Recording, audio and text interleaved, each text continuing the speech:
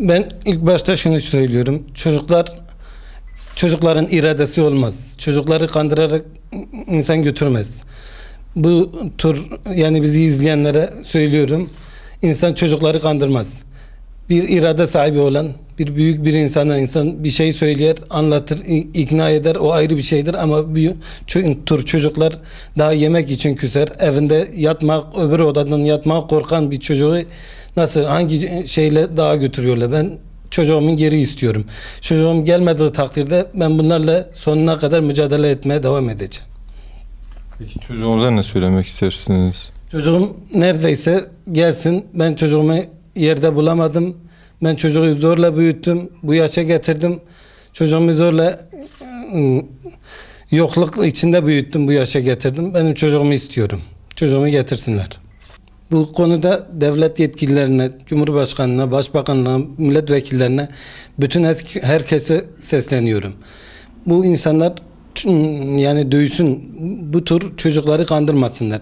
Bunlar çocuktur. Bunlar büyük insanlar değil. İrade sahibi insanlar değil.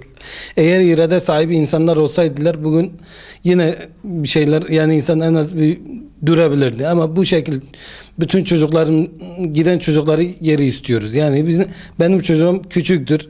Çocuktur. Daha aklı almaz. Okulda kandırmışlar. Okulda birilerini devreye koyuyorlar. Bu tür ismi belirsiz bir dernek tarafından götürülmüş. En son çocuğun orada göründüğünü söylemişler. Kız çocuklarla kandırıyorlar. Ben çocuğumu istiyorum. Ben çocuğuma bir zarar vermedim. Zorla, zahmetle büyüttüm. Bugüne kadar çocuğum tek başına çarşıya gidemeyecek durumdadır şu anda. Bu şekilde çocuğu kandırıp daha götürüyorlar. Yani bu bir vahşettir. Ben bunu kınıyorum. Bu tür çocukları kandırarak daha götürmelerini kınıyorum. Çocuğumu kandırmışlar. Çocuğum neredeyse dövsün babasını. Annesi perişan durumdadır. Biz perişan durumdayız evde. Gelsin evine. Biz ona hiçbir zarar vermeyeceğiz. Biz başkasına kurban olsun diye çocuğumuzu büyütmedik. Bugün çocuklarımızın götürüp başkasının kanlarını satıp başkasına siper ediyorlar.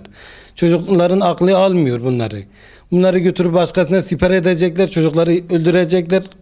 O cenazeleri bize gelecek. Çocuğum neredeyse duysun beni, gelsin eve, çocuğumu istiyorum. 14 yaşındadır. Çocuğum kendi kendine çıkamaz. Zalimler götürmüşler, geri istiyorum ben. Ben bir şey istemiyorum. 8 gündür yerdeyim, kalkamıyorum. Tansiyonum bana vuruyor. Herkese sesleniyorum. Herkese diyorum, getirsinler geri. Dayanamıyorum. Dayanma gücü Allah-u Teala bana versin. Artık dayanamıyorum. Ben geri istiyorum. Ben bir şey istemem başka. Çocuğumu kandırmışlar. Onlar götürdüler. Çocuk kalktı saat 12'de evden çıktı gitti. Daha da geri gelmedi. Diyorlar 6'ya kadar onların yanındaymış. Onlar götürmüşler. Ben biliyorum, onlar getirsinler, geri getirsinler.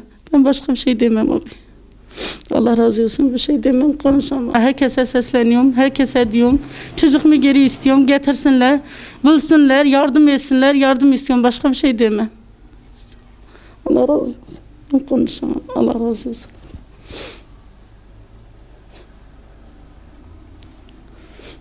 Çocuğumu geri getirsinler. Kim götürmüşse geri getirsinler. Başka bir şey demem.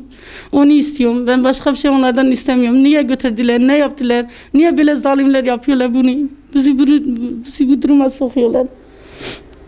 Ramazan ayında 8 gündür üst üste oruç tutuyorum. Ne yemek yiyebilirim, ne bir şey. Tansiyon bana vuruyor. Her gün hastanenin kapılarındayım. Her gün titriyorum. Dün akşam az kaldı ölecektim. Çocuklarım, bunlar da günahdır. Çocuklarımı geri istiyorum. Çocuğumu getirsinler. Zalimler neredeyse getirsinler. Ben başka bir şey demem. Allah razı olsun, öyle bir şey demem. Biz diğer örgütlerden uzağız. Hiç onlara yanaşmamışız. Hatta bile ondan sonra çocuğumuzu daha götürmüşler. İşte bu hal bizim başımıza gelmiş. Biz çocuğumuzu istiyoruz. Çocuğumuz Müslümandır. Müslüman çocuğuyuz. Biz elhamdülillah böyle örgütlerde bir zaman bir ilişkimiz de yoktur. Onları sevmiyoruz. Yani çocuğumuzu versinler. Tamam, işimizi biter. Eğer 15 yaşında, eğer 20 yaşındaysa adam doğrudur. Fakat 14 yaşında bir tek şeker verseler kandırırlar yani.